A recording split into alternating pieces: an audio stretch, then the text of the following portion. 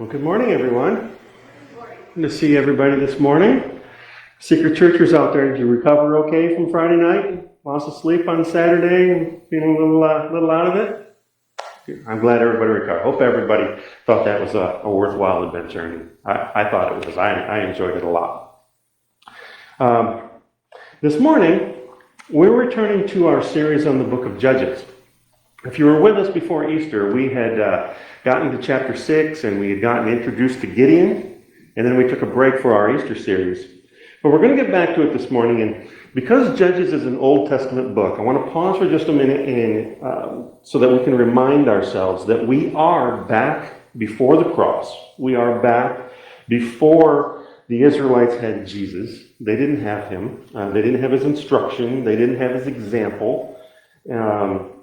And they didn't have his redemptive work like we have. And this is important because we need to go across that big bridge and we're going to look at passages through the eyes, or we need to look at passages through the eyes of the ancient Israelites before we try to interpret the relationship between the Old Testament and the New Testament and how it influenced the New Testament, before we can pull truth and application from it into our present day. And why is this so important? Well, consider our modern advertising, for instance. Every product that's ever been marketed has tried to get us to see ourselves in a certain light in order to influence us so that we would buy a particular product. Usually, it would be fair to say that both our advertising and our passions prefer the types that are strong, assertive, assured, daring, self-sufficient, maybe even a little elite, so long as it's not overdone.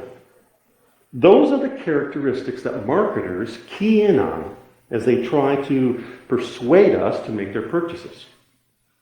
For example, think of just Ford trucks and Chevy trucks and Dodge trucks, and how they aim to bring out a certain quality of power in us and strength in us, right? To make us buy their brand. And perhaps maybe that's why so many have trouble understanding the Bible. The Bible is not obsessed, as humans tend to be, with our image. In fact, the Bible frequently cuts opposite to our modern mentality of self-fulfillment. God usually calls servants, not heroes. And many of his servants simply don't fit the mold that our modern marketing agencies are trying to attract or trying to promote to. Gideon is case in point. Okay, enough of the reminder about the Old Testament. When we left off, we were in chapter 6, as I said, and we had been introduced to Gideon. And compared to some of the other judges that delivered Israel, Gideon gets a lot of press. He covers more than 2 chapters. He is often referred to as the greatest of the judges. Some might be surprised when they read the passages and find this timid person. In fact, when we first met him, he was hiding from the enemies and he was threshing grain in a wine press, which would not be the place to thresh grain because there's no wind in a wine press to blow the chaff away, right? He was scared. He was the least of his family, and his family was from the least of the 12 tribes. He was very, very much not a hero, or from the fabric that most heroes are cut from. But he receives a call from God to take on the Midianites. Now, if you remember, the Midianites were a group related in marriage, or by marriage, to Moses. And that relationship had long collapsed, and they were very much enemies of Israel now, and the Israelites. The Midianites, with an army of about 135,000, according to Judges chapter 8, they would come seasonally during harvest time, and they would pillage the Israelites' crops and take their herds, and many of the Israelites were so afraid and lost loved ones that they retreated to the hills and became more like cave dwellers out of fear for their safety. And the weakness of Gideon, remember, he feared the Midianites, and after God called him, he feared his father, He feared his townspeople when he took down the Asherah pole that his father had put up, worshiping Baal and the false gods. He saw constant reassurance from God in chapter 6. And God was willing to go along with him. He let God, or he tested God, and God went along. And remember the fleece blanket and the story there? That was in I think the last sermon before we started our Easter series. And these are things that we saw in chapter 6, and in Israel, we saw his weakness, and we saw Israel's weakness. And this weakness flows across chapter 7 and 8, where we're going to find ourselves this morning. And I'm not going to read these chapters as a whole, because it's a very large passage. Yes, we're going to be covering a lot of ground this morning. All of chapter 7 and the majority of chapter 8, actually. But we're going to see, I hope, a common theme of God's strength being perfected in our weakness. We will see weakness in a radical reduction of Gideon's army. We'll see in Gideon's fear of the battle and need for additional encouragement. We'll see weakness in Gideon's answer to Ephraim. And we'll see weakness in Gideon's troops being weary and unsupported by fellow Israelites. Gideon is not your conventional hero. Instead, he and Israel are presented in their weakness. And this weakness theme functions to deliver the author's main point. And it's a point understood and stressed by Paul in his second letter to the Corinthians. And that is what Jesus told Paul. He said, "My grace is sufficient for you, for my power is made perfect in weakness." Therefore, Paul says, "I boast all the more gladly of my weakness, so that the power of Christ may rest upon me." God's strength is made perfect in weakness. Something even the modern church finds hard to believe. Does that surprise you when I say that? The modern church finds that hard to believe? Why do I say this? Well, because we've been conditioned by the world around us, that we have to be strong. We hear phrases that only the strong survive, right? Survival of the fittest. They're common sayings. And these thoughts are in the church because we are the people. And we're in the church, and we're influenced by the world around us. But the primary idea behind Gideon's story is that God's power is most fully displayed when his people are weak. This presents us with some things to consider. The first is the necessity of weakness. First of all, God insists on the necessity of weakness in the beginning of chapter 7. God teaches this lesson at the spring of Herod, a watering hole, basically. Now join me in chapter 7. I'm going to start at verse 2, and we're going to read just verse 2 through 7. It said, "The Lord said to Gideon, 'The people with you are too many for me to give the Midianites into their hand, lest Israel boast over me, saying, My own hand has saved me. Now therefore proclaim in the ears of the people, saying, Whoever is faithful and trembling, let him return home and hurry away to Mount Gilead.' Then 22,000 of the people returned, and 10,000 remained." He had an army of 32,000, and 22,000 got up and walked away because they were afraid. That was the first culling. Imagine what Gideon's thinking. Where did my force go? Where did my army go? And then the Lord said to Gideon, "The people are still too many. Take them down to the water, and I will test them for you there. And anyone of whom I say to you, this one shall go with you, this one shall go with you, shall go with you. And any of whom I say to you, this one shall not go with you, shall not go." So he brought the people down to the water, and the Lord said to Gideon, "Everyone who laps the water with his tongue, as a dog laps," I'll refer to them as lappers going forward to make this easy. "Any of these lappers you shall set by himself, set them apart. And likewise, everyone who kneels down to drink," and the number of those who lapped, putting their hands to their mouths, was 300. But at the rest of the people knelt down to drink all the rest of the people knelt down to drink water. And the Lord said to Gideon, with the 300 who lapped, I will save you and give the Midianites into your hand. And let all the others, let them go home.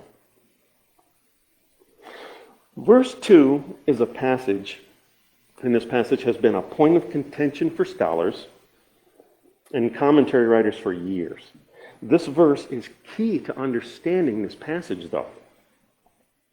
This is a great story. It's been covered in Sunday school stories and sermons and even serious commentaries. But the fact is that if we apply to all these lappers, which equated to 300, if we give them a quality or a character over those who knelt to drink, then we're reading into the text. And we never want to read into the text. The text itself does not offer any virtue in lapping water over kneeling to drink. That would make them better warriors. Let us review this text again. It says, all the fearful ones were sent home. This shaved Gideon's army from 32,000 to 10,000. In God's view, there were still too many. So God then tests those who are left by evaluating how they drink water. There would be two groups, the ones who lapped with their tongues like a dog and those who got down on their knees to drink. The result, 300 lappers. The rest were kneelers. Then comes God's announcement. He says, with the 300 lappers, I will save you. And here is where many who interpret this passage get sideways, give an undue worthiness to those 300 lappers. Some scholars and commentaries claim them to be chosen because they were vigilant, watchful. They were the ones leaning down, picking up water with their palm and lapping the water in their palm while their eyes remained on the horizon, watching for the enemy. Which this enemy may have been several miles away. And while the kneelers, they were careless, reckless. They bent down, got down on their knees, made themselves vulnerable while they were drinking. They think only of their thirst and pay no attention to what's going on around them. And for example, in the commentaries, one person, I won't mention the name of this commentary writer, he concluded, God saw how untrustworthy would be those thousands who carelessly indulged under the lure of the flesh, ever over against the 300 who exemplified a spirit of vigilance and disciplined life in the Spirit. Thus were selected the strong and resolute, the men who could be trusted under rigorous conditions, those who did not think of themselves before an enemy's unexpected assault. This is ever the divine principle of selection for service. As Gideon, so the church is this day is served well by the minority group ready and vigilant. The problem with an interpretation like that is that it has no basis in the text. This text does not hint at any great character or worthiness of how someone drinks water. The water drinking episode was simply God's mechanism for further reducing Gideon's army. That's it. The attention given on the quality of the 300 actually clouds over and obscures what the text is trying to tell us. When verse 2 stresses the necessary weakness of Israel, we can't then praise and recognize the strength or natural abilities of the small group of 300 that are being selected. If we're rightly to hear this passage, we must hear verse 2. The Lord said to Gideon, the people with you are too many for me to give the Midianites into their hand, lest Israel boast over me, saying, my own has saved me. He doesn't want the Israelite army to take any pride or boasting when the Midianites are given into their hand. God needs the glory and wants the glory. In other words, because of the tendency of God's people to glorify our own efforts, to trust in our own ways, to credit our own efforts, God insists that his people be reduced to utter helplessness, so that they must recognize that their deliverance can only be because of God's power and God's mercy. Verse 2 of chapter 7 teaches us that there is a certain deviousness in us, in our nature, a tendency to steal God's praise. And it should teach us that sometimes God cannot trust us with his work unless we realize how inadequate we are to actually do it. This may explain why God frequently chooses such unlikely people like Gideon. There's a story of a passenger on a transatlantic ship. And I don't know if the story is true, but the story is that this man was laying in his bunk in his stateroom of the ship, and the ship is going through a storm, and he just becomes deathly seasick. And there's a cry of a man overboard heard around the ship, and this passenger who's seasick, he thinks, God help this poor fellow. There is nothing that I can do to help him. And then he thought, well, the least that I could do is put a lantern in the porthole, maybe shine some light, which he did. And when he did that, the man was rescued. And the telling of the story the next day, the man who was rescued, he says, I was going down in the darkness for the last time. I was about to drown when someone put a light in the porthole. It shone on my hand, and a sailor in a lifeboat grabbed it and pulled me in. Weakness is an excuse for us not putting forth all the strength we have, even if it's just a little bit. Because who can tell when God is going to use it? Now, maybe it's my age, but I'm becoming more aware of my weaknesses.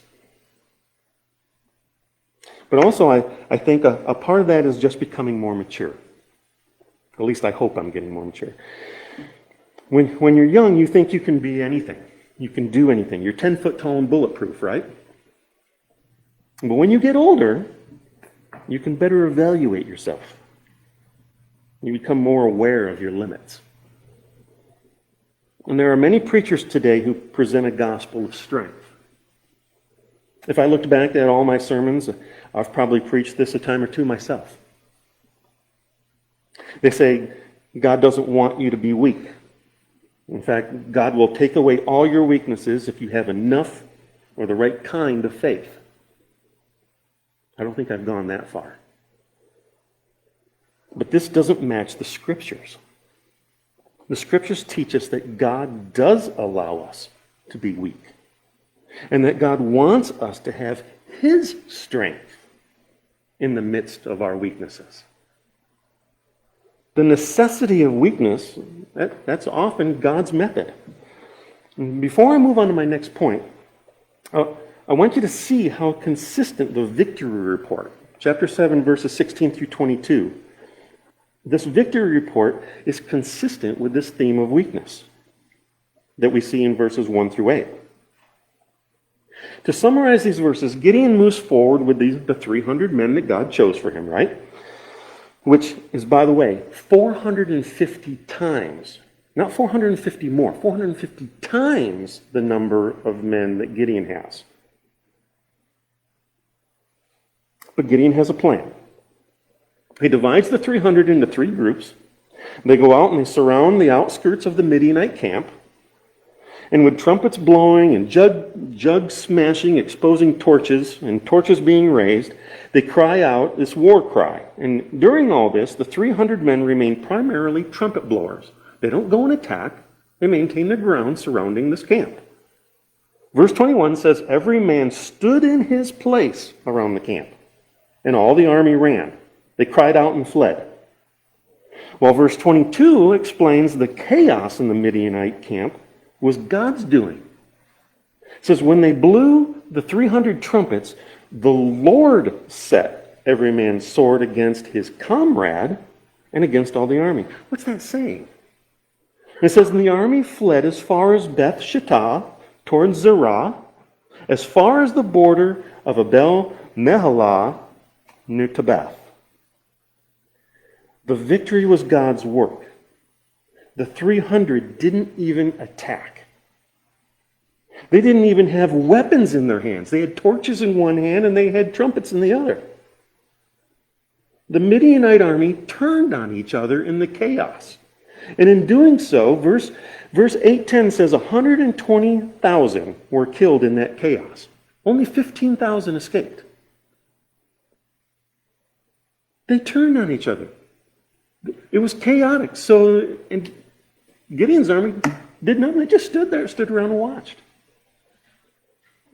This is further evidence that it didn't matter how Gideon and God arrived at that 300 men, or who the 300 men were at the watering hole, or what their skills were.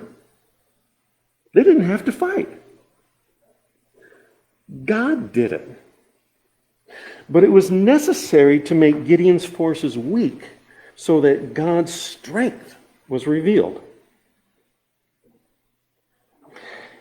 Next, in verses 9 through 15, still in chapter 7, it shows us the encouragement in weakness. And here's God's assurance. The encouragement in weakness. Gideon is not a heroic hero. In verse 9, God orders him to attack the Midianite army. But then God gives him an option. God remembers, I'm dealing with Gideon here. Man, he tested me constantly, so let me give him an option. And God says, but if you are afraid to go down to the camp with Purah, your servant, and you shall hear what they say. And afterward your hands shall be strengthened to go down against the camp. If you are afraid, Gideon, afraid? Of course he's afraid. So he takes the option. He went down, he and Purah, his servant, to the edge of the army in the camp, and Gideon is not your man of steel. He's not General Patton. He's not John Wayne. And so he took his servant and he went down. Now, before you get the idea that Scripture is supporting eavesdropping here, it's not. This is intelligence gathering. There's a difference, even if it's a little subtle. Now, one can almost hear the conversation, right? I'm going to paraphrase verse 13. So this Midianite soldier says to another soldier, he says, hey, I had a dream. I dreamed a loaf of barley bread came rolling into camp. It crashed into a tent, and when it fell, it landed upside down and the tent was flattened. Weird dream, but somehow his bunkmate, the soldier that he's talking to, he understood it. He says, oh, I get it. I know exactly I can interpret that dream. He says, this can only be the sword of Gideon, son of Joash, the man of Israel. God has given into his hand Midian and all the army. Now, hearing this, it says in verse 15 that Gideon worshiped. God was right. Gideon's hands were strengthened. And there's a certain irony here. God's word comes through the oddest channel, a Midianite soldier. What is this story telling us? Well, the Lord knows the fears of his servants. He knows how scared we can be in our trials. The psalmist writes in Psalm 103 that, for he knows our frame. He remembers that we are dust. He knows us better than we know ourselves. God is not so strict that he becomes harsh when we tremble in fear. He doesn't ridicule us in our fears. He never mocks us because we're fragile. And in light of this, we may need to alter our current stereotypes of what a servant of Christ is like. We sometimes fool ourselves into thinking that a real servant of Christ is only someone who is confident and fearless, witty, adventurous, glamorous, willing to put their yes on the table and go do mission work in some foreign country where they may not come back. Don't think for a second that you are unusable because those qualities don't fall into your plus column. Christ will take uncertain and fearful folks and he'll strengthen their hands in the oddest ways and make them able to stand for him. And he'll do it when you're in school, when you're at work, when you're at home. We must not forget how the writer of Hebrews describes those who we sometimes call the heroes of faith. Hebrews chapter 11. The writer of Hebrews wrote, "Quenched the power of fire, escaped the edge of the sword, were made strong out of weakness, became mighty in war, put foreign armies to flight." They were weak people who were encouraged by God and exhibited God's strength in their weakness. Now, my third point this morning is about weakness is the cause of weakness. We have the necessity of weakness, we have the encouragement through weakness, and we have the cause of weakness. Now, the weakness thing takes a twist in chapter 8. There is a necessary weakness, but there can also be a detrimental weakness that surfaces in the rest of chapter 7 and into chapter 8. Here, God's people are the cause of the weakness. Weakness is brought about by a fracturing or fragmentation within God's people. Gideon, as it turns out, has to fight 3 conflicts. He has to fight the false god Baal in chapter 6, and he fights with the Midianites in chapter 7, and sadly, he fights with Israel in chapter 8. Gideon had called upon the tribe of Ephraim to race to the Jordan, control access to it as far as Beth Barah, in order to prevent the Midianites, that 20,000 or 15,000 that had escaped the first chaos. They were trying to get across the river and make camp across the river where it was safe. Well, he wanted the soldiers from Ephraim to go down there and block that escape route. And they did. And in doing so, they capture these 2 princes of the Midianites, Oreb and Zeb. And they kill them. Actually, they behead them. And then they bring the heads to Gideon. And then look what happens at the beginning of chapter 8. It says, the men of the tribe of Ephraim are mad because Gideon didn't call them from the beginning to fight against the Midianites. And they vent their anger on Gideon. They're yelling at him. Who did Gideon think he was? Who do you think you are, Gideon, initiating hostilities with Midian without consulting us, Ephraim? Now remember, Joshua came from the tribe of Ephraim. They were the prima donnas among the tribes. And they held themselves to a higher status, more important than other tribes, than the other tribes. In their minds, how dare someone wage war without their knowledge? But Gideon, still weak-hearted, shows he at least has a quick wit, and maybe even some knowledge of psychology. He says in verse 2 and 3, he strokes their ego. He says, basically, he's telling the men of Ephraim that what they had accomplished in capturing the princes far exceeded anything that he had done. And it was their help that truly secured the victory, building up Ephraim. And this calmed the men of Ephraim down, but it validates the truth that we humans want the credit for our work. And sometimes we want credit for work that we don't do. We desire the glory instead of giving it to God.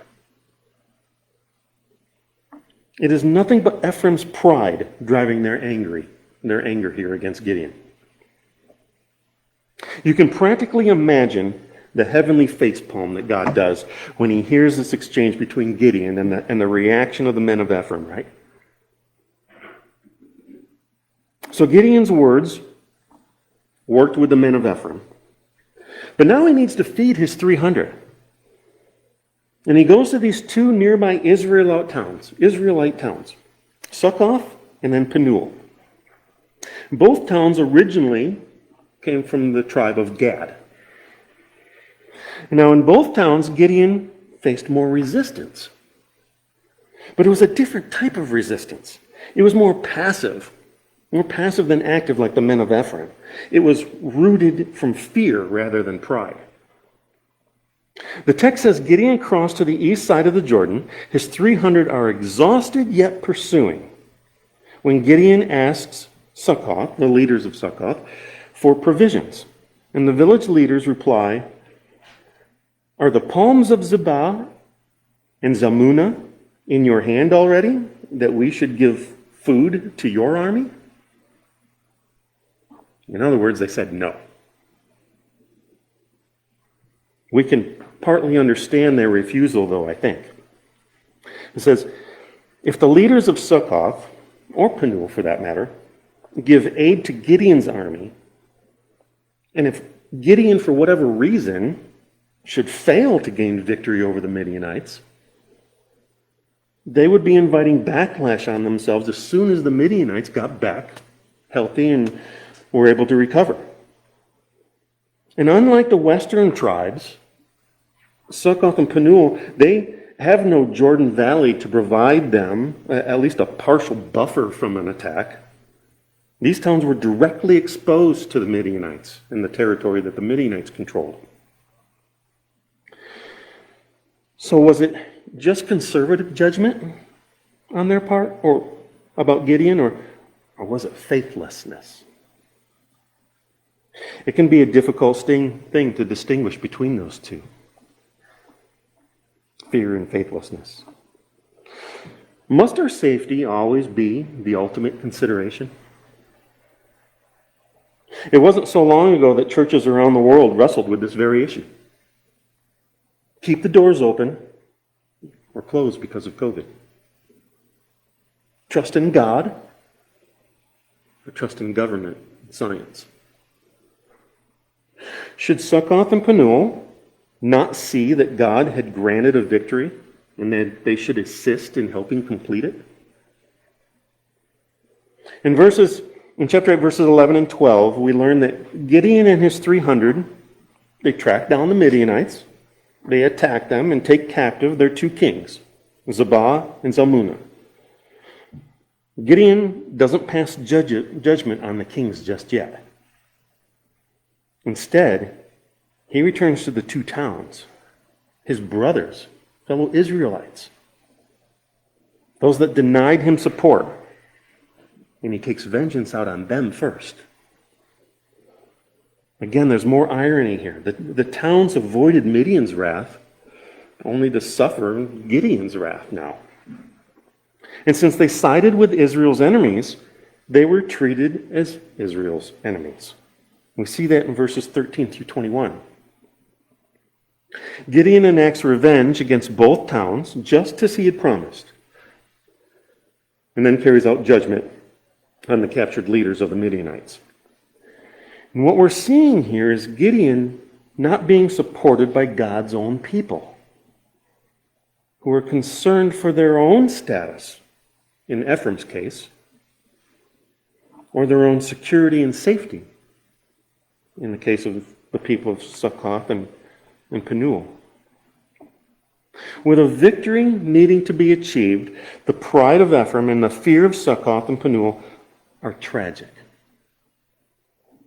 A passion for recognition and an overly sensitive fear for safety has a tendency to destroy unity, the unity that Israel had, the unity that Israel needed. And I think there's some clear instruction here for us. Yeah, I know sometimes the people of God are a great disappointment. Ever been disappointed by another Christian? I'm sure we all have. We can't allow ourselves to be disillusioned by each other, folks. We're going to disappoint each other. We're humans. And we must watch out, though, that it's not our passion for status that causes it first. I'm going to read a passage from Mark. If you follow along, it's a fairly long passage, wouldn't fit in the slide. So I'll just read it, and you can follow along in Mark chapter 10. It'll be 35 through 45. It says, James and John, the sons of Zebedee, came up to Jesus, and said to him, Teacher, we want you to do for us whatever we ask of you. Pretty bold. And he said to them, What do you want me to do for you? And they said to him, Grant us to sit, one at your right hand and one at your left, in your glory." Jesus said to them, "You do not know what you're asking for. Are you able to drink the cup that I drink, or to be baptized with the baptism for which I am baptized?" And they said to him, We are able." And Jesus said to them, "The cup that I drink, you will drink. And with the baptism with which I am baptized, you will be baptized. But to sit at my right hand or at my left is not mine to grant, but it is for those of whom it has been prepared." And when the 10 heard it, they began to be indignant at John and James. Divisiveness within the apostles. And Jesus called them to him, and he said to them, "You know that those who are considered rulers of the Gentiles lord it over them." He's talking about the Jews lording their status over the Gentiles. "And their great ones exercise authority over them." He's talking about the Sadducees and the Pharisees lording it over the common Jew. "But it shall not be so among you. But whoever would be great among you must be your servant. And whoever would be first among you must be slave of all. For even the Son of Man came not to be served, but to serve, and to give his life as a ransom for many." And Paul tells Timothy in 1 Timothy that it's not just status. We need to not be divided or separated because of our security or our pursuit of security and safety. Paul tells Timothy, he says, "As for the rich in this present age, charge them not to be haughty, proud, or arrogant, not to set their hopes on the uncertainty of riches, but on God, who richly provides us with everything to enjoy." Pride and arrogance and fear of safety and fear of security can and does drive wedges between Christians. Our pride and our desire for our own security can sometimes disturb the unity of a church. And we mustn't let that happen.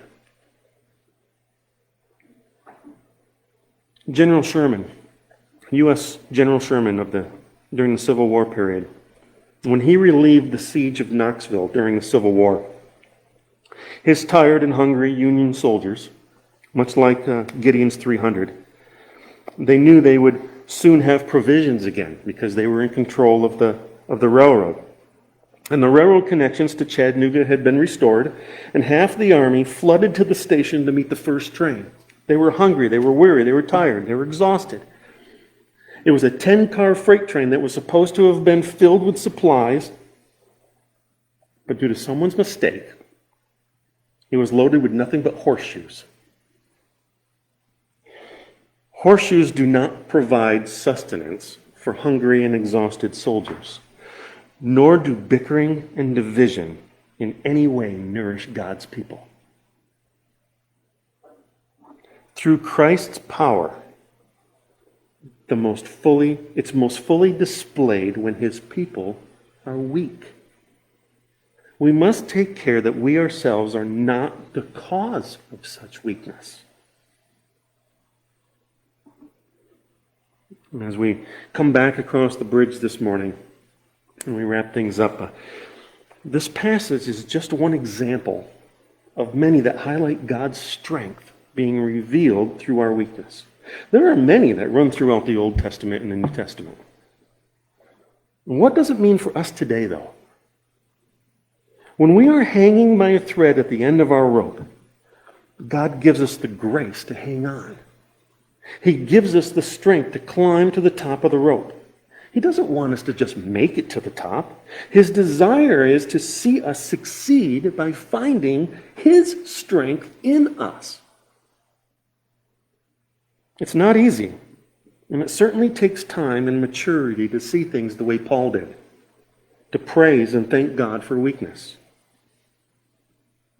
But just as James tells us in his epistle, James wrote, "When we are willing and to humble ourselves before God, he will exalt us." In the midst of the trials you may be facing today, cry out to the Lord.